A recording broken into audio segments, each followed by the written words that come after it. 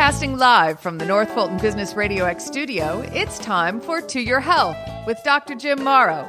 To Your Health is brought to you by Morrow Family Medicine, an award-winning primary care practice, which brings the care back to healthcare. And hello again, everyone. Welcome to another edition of To Your Health with Dr. Jim Morrow. I'm John Ray, and no, I am not Dr. Jim Morrow. We've switched roles here today. I'm guest hosting for Dr. Morrow, and my special guest on today's edition of To Your Health is Dr. Jim Morrow. Dr. Morrow, Jim, welcome to your own show. Thank you very much. It's good to be here. It's good to be anywhere right now, to be honest, but it's very good to be here. This is a little different. I kind of like it. Might let you do this more often. You're making me do all the work. I'm not crazy about this at all. I can tell you. I like that part. Well, no, we thought we'd switch it up a little bit today, folks, because Dr. Morrow's got a special story to tell that a lot of us can learn from, all of us can learn from, and that is his encounter with COVID-19. So let's get right into it. Jim, tell us a little bit about what happened to you. I guess it's been about 4 weeks ago now on a weekend. Yeah, it was Sunday. This past Sunday was 4 weeks ago, I think. Mm-hmm. I just, in the morning, I woke up and had breakfast, and all of a sudden I had a little cough, and it wasn't a bad cough. It was never a bad cough, but I was coughing and had some drainage. And within 30 minutes, I was so fatigued. I ended up back in bed. This is 8:30 now, probably 9 o'clock. And I couldn't stay up. I had to go to bed, and I did. And I was in the bed for most of the day. And later in the day, I think I finally got up and went back into the den, but I never got out of my chair again until time to go back to bed. It was terrible. I mean, the onset was incredibly fast.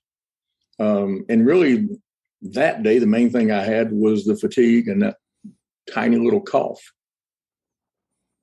And, I mean, where do you think, where did this happen? I mean, do you know, or? Well, I don't think anybody really knows unless they're taking care of someone with COVID and they end up with COVID. But I went to a dinner with a bunch of guys 6 days earlier. It was the first time I had been in that setting since this whole thing started.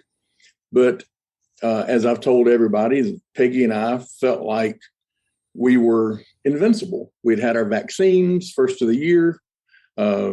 Cases were coming down. People were talking about you don't have to wear a mask here and there. And we'd gotten to where if she wasn't wearing a mask at all, really, and if I wasn't here at the office seeing patients, I wasn't wearing a mask, and I didn't wear a mask at a dinner because that's incredibly difficult and if not impossible. And so I think it probably happened at that dinner, but it's a guess. I think it's a pretty good one, but it's a guess. And so that was a 6 day difference between when you potentially were infected and when symptoms came on. Yeah. The only other time I was around anybody other than my wife without a mask was the day before I got sick. We went to the opening of a new school here in the county, and there were probably 350 people there, and there wasn't a mask in sight. And I got sick the next day. So that's too quick, really, for it to have happened. So I didn't get sick there, but I exposed everybody there, or at least a bunch of people that I was standing around talking to.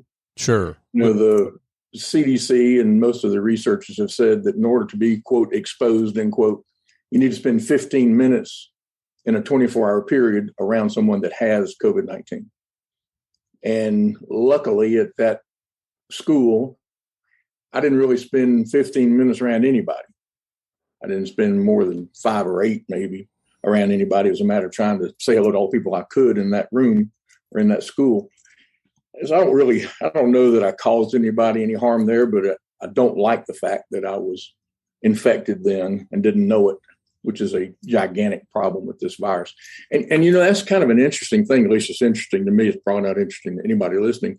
But with SARS-CoV-1 came around in the year 2000-ish, something like that. It was a horrible, horrible, horrible infection that killed the majority of people that got it. Well, it made people sick incredibly quickly and very, very sick incredibly quickly. So people, not long after getting exposed, ended up in the hospital where they could be controlled, at least their exposure to other people could be controlled. And so that virus, because it was so bad, only lasted about 8 months. And then it died away and it's gone. But this one, because of the fact that you can have it and not know it, and it is so indolent in the way that it works, it just doesn't attack you and do horrible things immediately. It doesn't do horrible things to 80% of people that get it. Because of that, this virus is just dramatically different. Now, and just to be clear, and maybe we should have set this up from the beginning. I mean, you're a healthcare provider. You believe in the vaccine. You had the vaccine, and you had the vaccine when? I had the vaccine in December, late December, and again in the middle of January. And you had which one? I had Pfizer. Okay, got it. And my wife, Peggy, had Moderna. Okay. And she got sick a day after I did, because obviously I had exposed her. And she never got badly sick. And again, she had Moderna, and I've read articles that say that Moderna is better for this variant, which you have to assume you have if you've been vaccinated.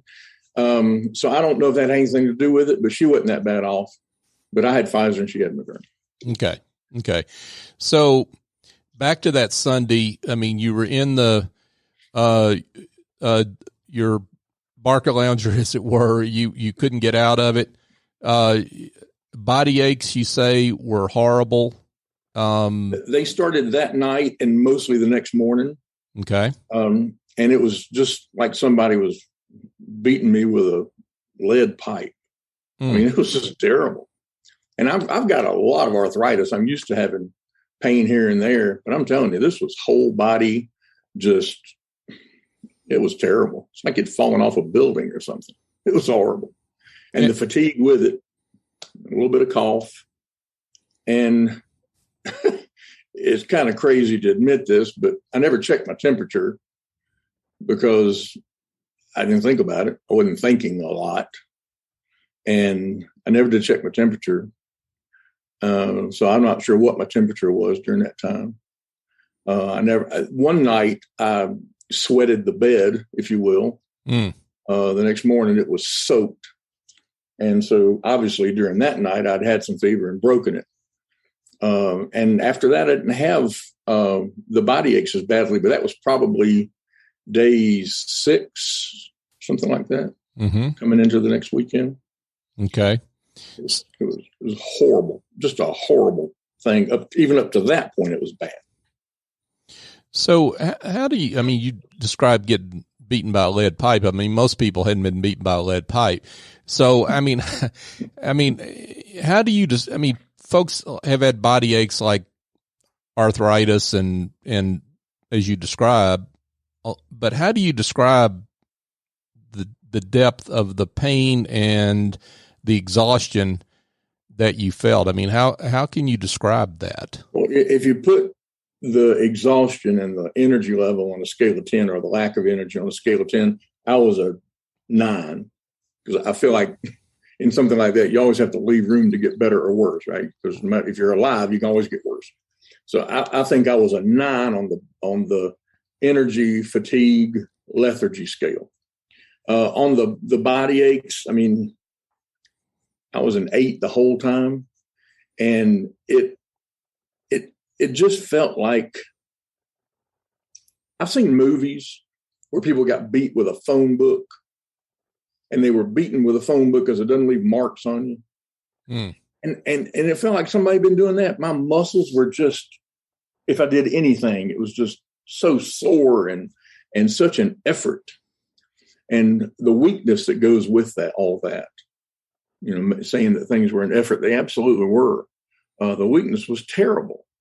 And it was something I wouldn't want anybody to go through.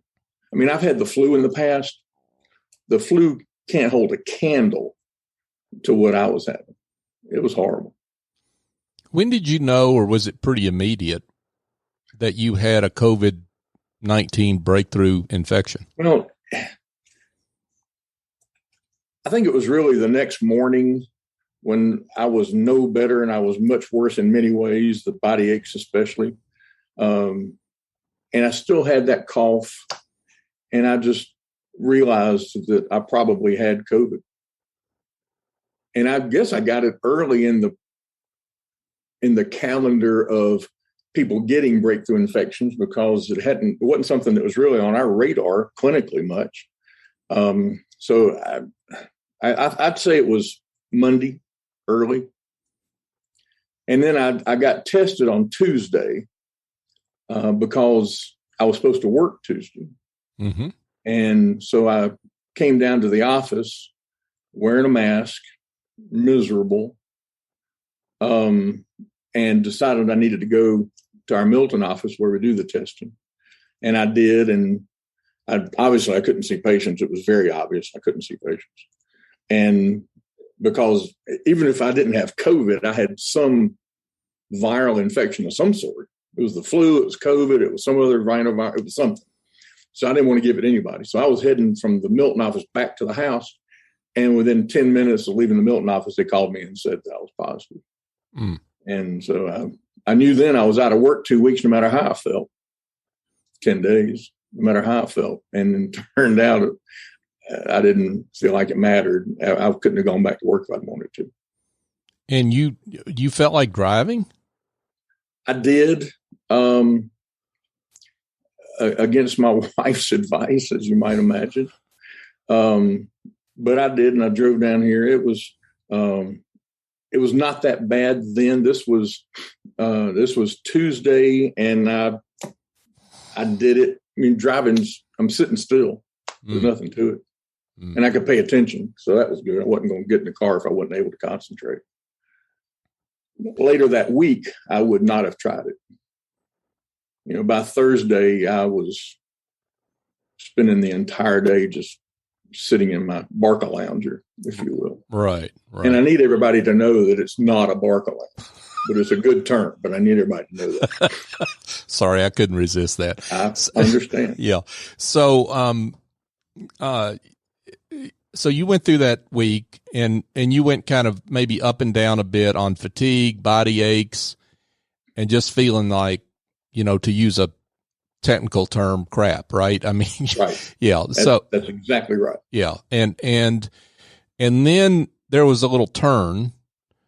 I think you described it when you wrote about it, and folks, we're going to have a link to Dr. Morrow's account of this that he published in Forsyth County News in the show notes. But according to what you wrote, around day 8, you took a turn for the worse. Describe that. I did. And it was interesting because for a year and a half, a lot of people know that Peggy and I live in Blue Ridge now. So every day I'm in the car both ways, an hour, 15, hour 30, something like that. It's an easy drive. I'm listening to podcasts most of the time about this dadgum virus. And in these podcasts, they have been preaching about the fact that the second week is when people get worse. It's when they have this cytokine storm that they talked about in the very beginning of it and still do. And that's when people get worse. It's when people get the respiratory problems. It's when people end up in the hospital. So on day 8, I had gotten a pulse oximeter that you wear on your finger to tell you what your oxygen level is. And on the 8th day, I walked down the driveway and was heading back to the house. It's about 30 yards, and it goes downhill at the last half of it a little bit. And the pulmonologist had told me to walk and see what my oxygen was. And halfway back up the driveway, I looked at the oximeter, and I thought, well, that couldn't possibly be right. It says 65. So my oxygen level at that point was 65. My heart rate was 120, I think, ish, in that neighborhood. And I take a blood pressure medicine that suppresses your heart rate. So there's no telling what it would have been. So 65, that's just not good. And and I changed fingers, and it was 65. I got back into the house and sat down, and very quickly it came back up. But it had gotten down to 65. So I told the pulmonary doctor that, and she said, well, you need to get the monoclonal infusion, which I should have gotten in retrospect much earlier. But, and this is something that drives people crazy, but we have been saying that if you're vaccinated, you don't need that monoclonal infusion if you get COVID. And now we're saying that even if you're vaccinated and you get sick, you still need to get this infusion. And it kind of changed while I was going through being sick. And I wish that I had gotten it early on, but I didn't, because everybody said, nah, don't worry about it. You've been vaccinated. Because the vaccine makes you create your own antibodies, and the monoclonal infusion is an infusion of antibodies. So it seemed duplicitous. So we didn't do it. And I wish I had. But I got that, and then ended up a day and a half later just having an awful lot of trouble breathing, couldn't keep my oxygen up just walking around the house, and was told I needed to be in the hospital. So about the infusion, is that a choice? I mean, in other words, yeah, so you could have chose to receive that earlier. That wasn't a issue with your doctor. No, it was my doctor's advice to wait on it and not do it. Okay. Because the data at the time indicated that it probably wouldn't help. And then we ended up with more data within a few days, and everybody started doing it. Got it. But it is a choice. And we are telling people now, if you're 65 and get COVID, you need to go get that monoclonal infusion. I don't care if you've been vaccinated 12 times, you need to go get that monoclonal infusion. And if you're younger than 65 and meet other criteria, then you also should go get it. And kind of regardless of the symptoms. Pretty much. Yeah. In my opinion, yes. Because when people are tested, almost always it's in that first week, and they might think, well, I'm going to be fine. I don't feel that bad. It's like having a head cold.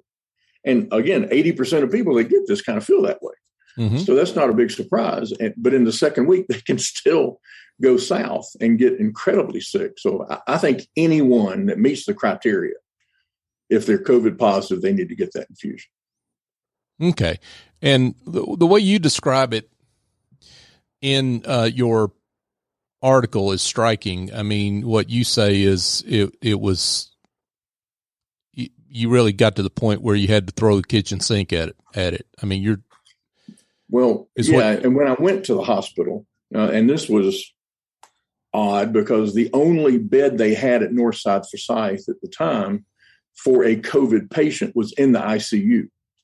Now, I wasn't sick enough to be in the ICU, but that's where I was. And I was very fortunate in that Peg got to go with me. She couldn't leave that room once she went in it. Of course, I couldn't either. But she didn't care. She wanted to be there, and Lord knows I appreciated it. But when I got there, they were throwing vitamin C and vitamin D and zinc, and I got remdesivir, which is $3,000 a dose.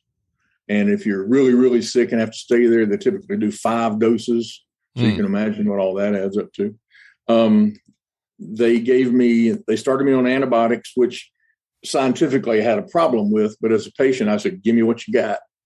And I understand that. And then IV fluids, Lasix, potassium.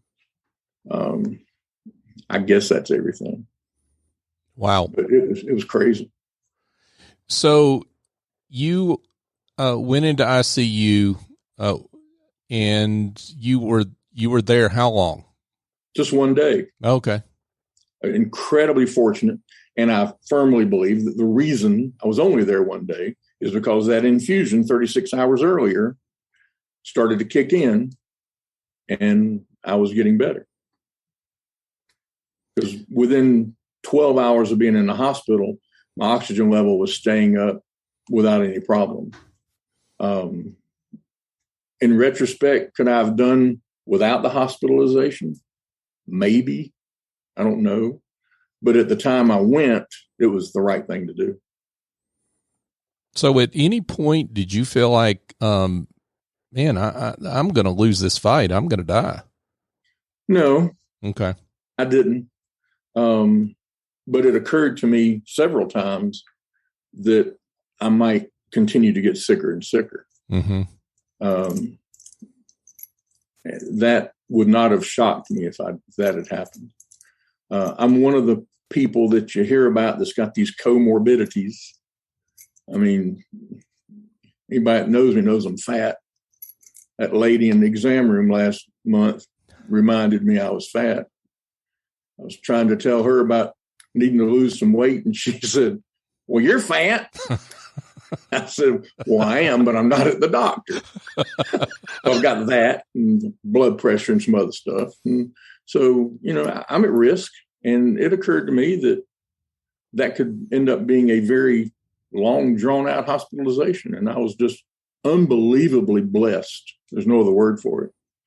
And I'm very thankful that after just the one day, I was able to get out. Now, I will say that one of my doctors was not particularly thrilled with the idea of me getting out, but I was able to make my escape and head back to the house. And I mean, something tells me that there aren't a lot of people listening to this that don't believe in the vaccine, but for those that don't, that might be listening, I have to ask the question that they would be asking now, which is, isn't this proof that the vaccine really is not that effective or doesn't work, and I shouldn't even bother? Not at all. I'm one case. And this is proof that the vaccine is not perfect. No question. But one person getting sick out of your social network after they've been vaccinated doesn't mean any of that. It only means that the vaccine is not 100%. Now, the vaccine is, and I benefited from this tremendously, 100% at preventing severe disease and death. And that's what they have said all along, is the reason to get the vaccine is to prevent severe disease and death. I mean, people that get every vaccine we give, somebody gets that particular disease after having the vaccine. I've never known one that was 100%. Even smallpox wasn't 100%. And so I don't feel like it says anything at all about that, except that it's not 100%. And people who are concerned about getting the vaccine, I understand that they've got a lot of reasons. I've got enough reasons to fill an entire podcast about why they should and why their reasons are not really valid. But the biggest thing is, if you want to keep from getting COVID-19, you should get a vaccine, because you're either going to get a vaccine or COVID-19. I'll bet you a crisp $100 bill that you're going to get COVID or you're going to get COVID-19 eventually. Okay, it's going to happen. So get the vaccine and avoid all this a huge percentage of the time. Not 100% of the time, but a huge percentage of people that get the vaccine will avoid it completely. And people that do get sick, they can avoid serious disease and death at what's still being reported as 100%. Now, I got to say, there was a video yesterday on Facebook, someone that said that they knew someone that died from the vaccine. And that's just not true. They knew someone who got the vaccine and died. And that's different. There have been people who have gotten the vaccine and died. If you vaccinate the number of people that have been vaccinated, somebody in that group is about to die. The numbers are too large, there are too many people involved for that not to be the case.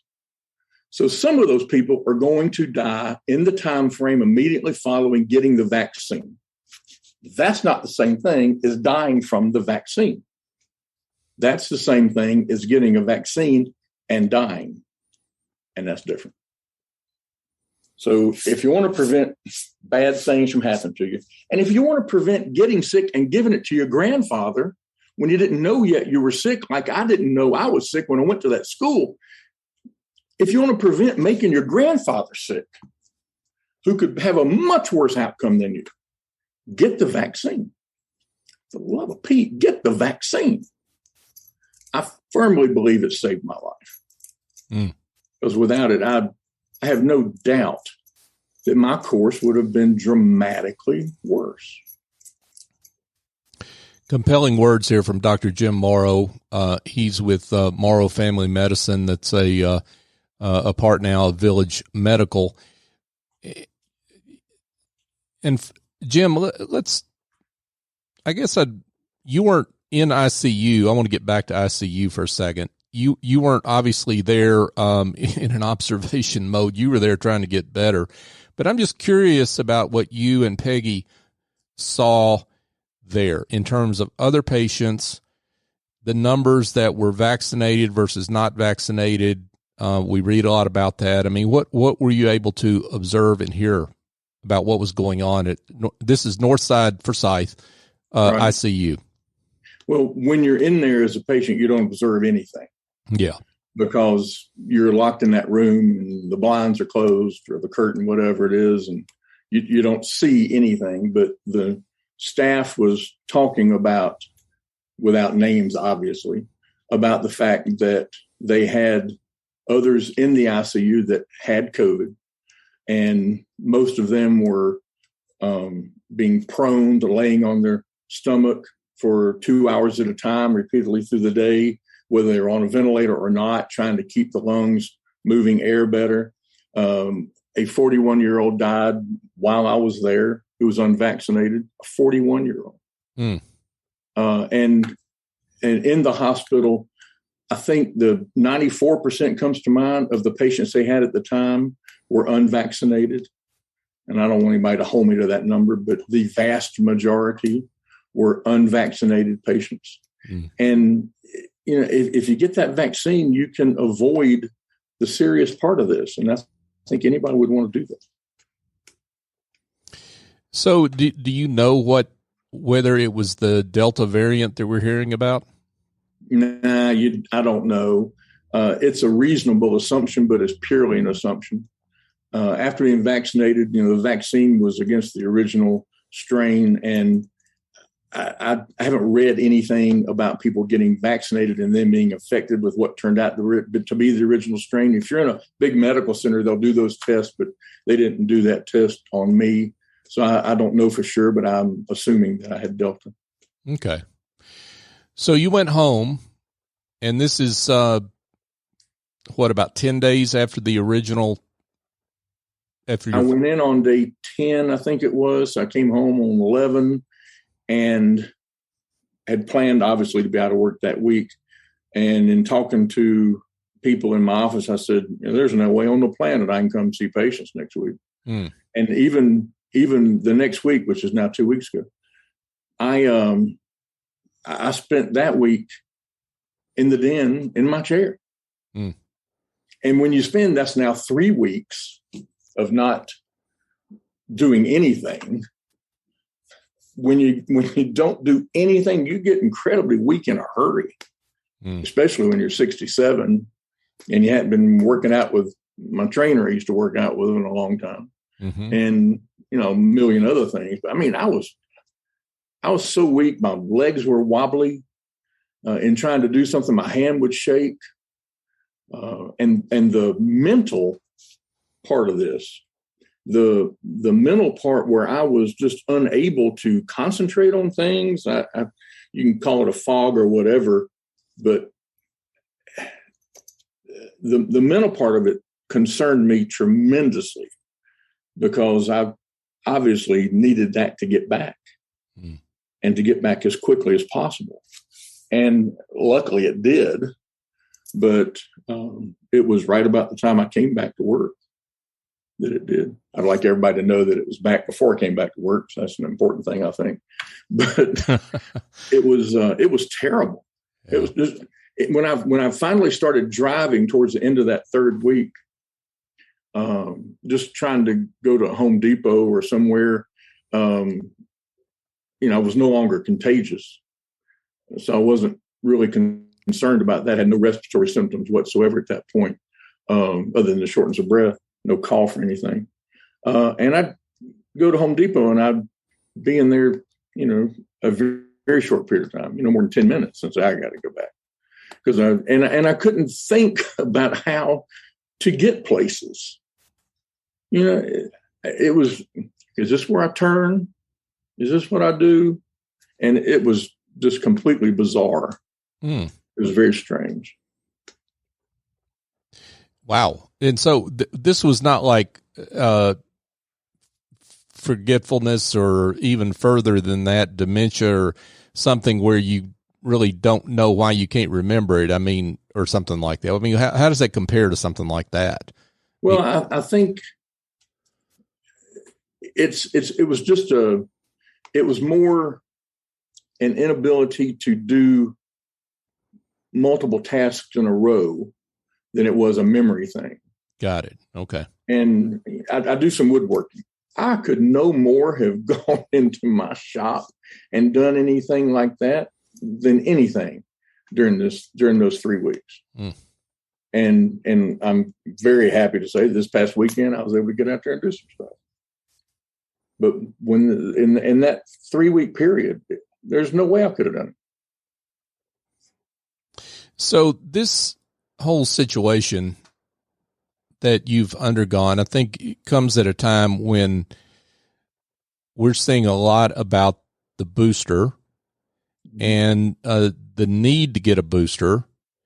And I read recently about what's going on in Israel, about a country that was very early on vaccinated, and now they're having a spike, and folks are attributing that to maybe the need for a booster here, 8 months later. Is that a reasonable assumption, or how do you view that? Well, the studies that they're doing on the people who have been vaccinated in the trials, they're continuing to measure their antibody levels. And what they're finding is that at about 8 months, those antibody levels start to come down. And so I recommend that anybody who's had the vaccine, when you get to 8 months, go get a booster. And the booster is just another vaccine. It's not any different from the first two that you got. The first two are the same. This one's the same. If you got Pfizer, go get Pfizer. If you got Moderna, go get Moderna. You can mix them, but unless there's an impossibility to get the other one, I would just get the same one you had before. And the idea purely and simply is that it's going to boost your antibody level.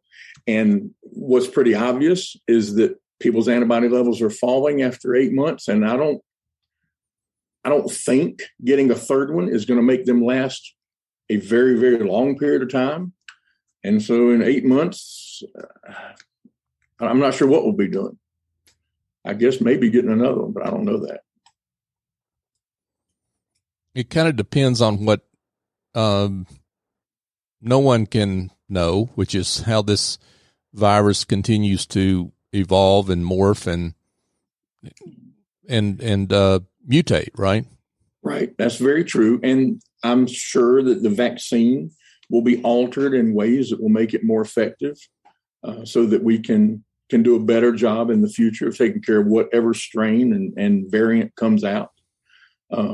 But the difference in Delta and all these others is not really, it's not a genetic change. It's a change in the spike protein and where it attaches in your body.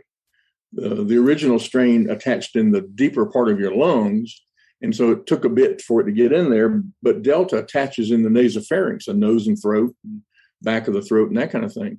And so it's much easier to get infected with that virus. And I'm not sure how the vaccines are going to deal with that. That's for somebody much smarter than me. But I hope and I believe that they'll do an awful lot of work and research on the vaccines, and they'll be able to make some changes that will help people. So how has your behavior changed? I mean, I know it's early, you're early back to kind of in the, into your normal routine, but how has your behavior changed in terms of how you're interacting with the world, and what does that say in terms of what you recommend? I am right back to where I was a year ago. I am wearing a mask everywhere. I haven't been outside around people, but if I were, and it was a lot of people, I'd probably wear a mask. If I was outside and could be a distance away from you, I probably would not wear a mask. But indoors, I'm wearing a mask everywhere I go again. All that good feeling that I had and that Peg and I had, 2 months ago about, we're getting back to normal. No, we're not.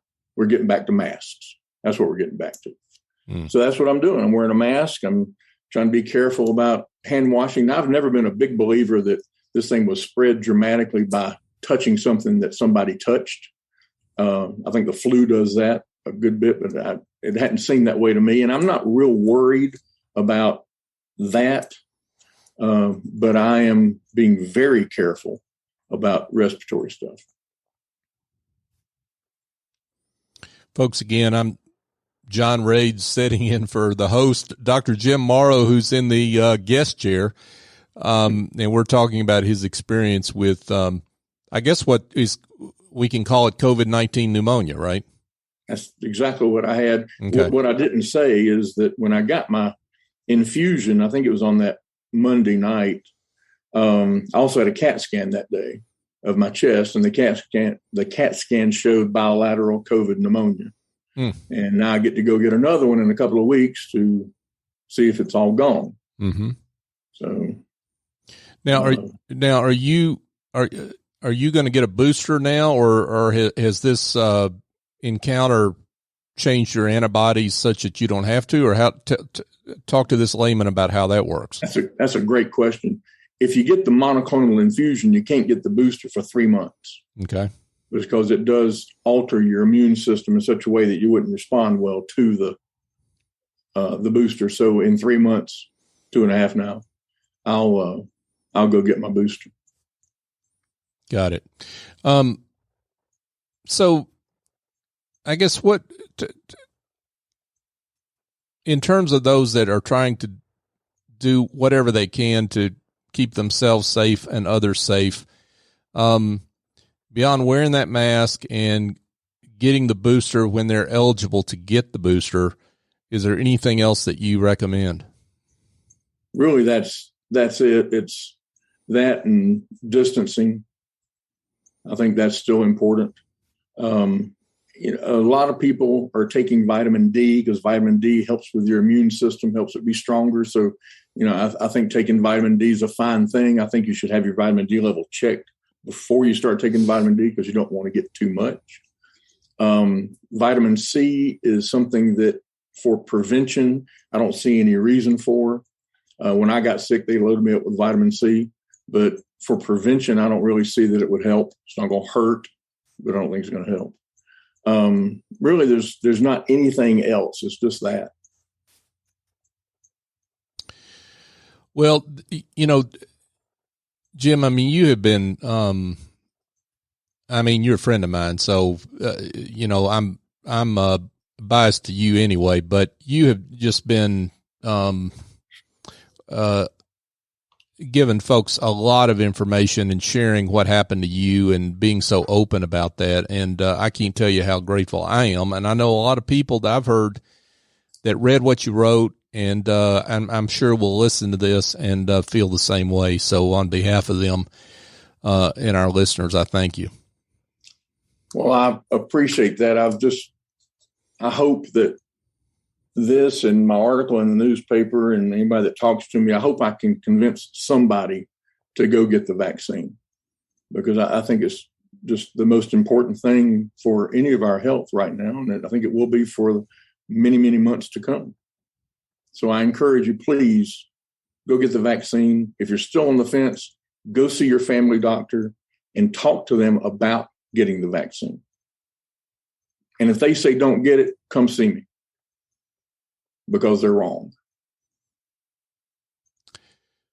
Final word from Dr. Jim Morrow, normally the host of To Your Health, and I'll be glad to turn this back over to you next time, Jim.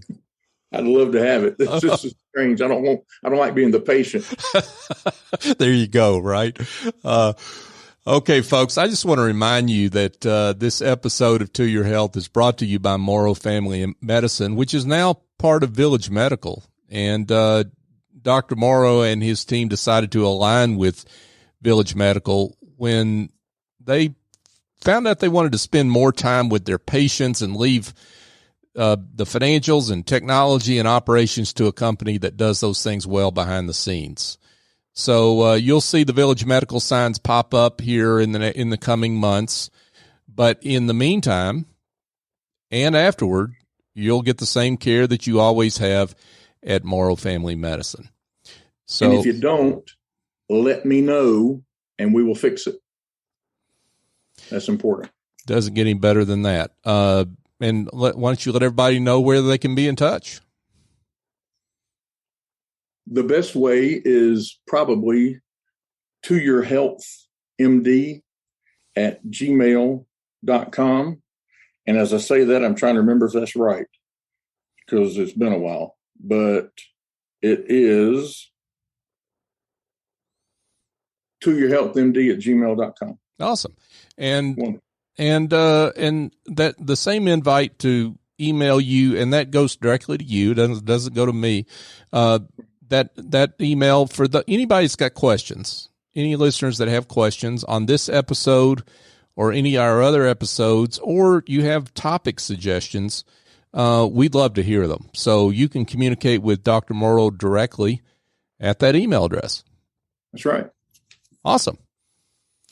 Well, I think that's it. Dr. Jim Morrow, on behalf of my guest, Dr. Jim Morrow, I'm guest host John Ray. Join us next time on To Your Health with Dr. Jim Morrow.